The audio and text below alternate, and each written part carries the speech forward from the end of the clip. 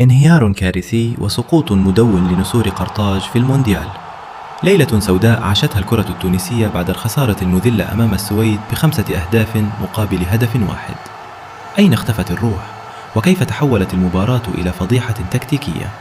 منذ الدقائق الأولى ظهر المنتخب التونسي تائها بلا هوية ولا خطة دفاعية، مما سمح لعمالقة السويد باختراق الشباك بسهولة وإمطار المرمى بخماسية قاسية ومستحقة، وسط استسلام كامل وعلامات استفهام ضخمة حول أداء اللاعبين واختيارات المدرب الكارثية في هذه المواجهة المصيرية.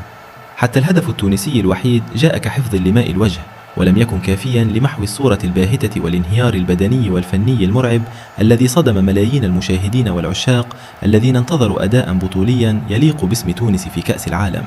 صدمة كبرى تضع النسور في موقف معقد للغاية وتجعل بطاقة التأهل شبه مستحيلة. من المسؤول الأول عن هذه الكارثة الكروية؟ اكتبوا لنا آراءكم بكل صراحة في التعليقات، ولا تنسوا المتابعة لتغطية كل جديد.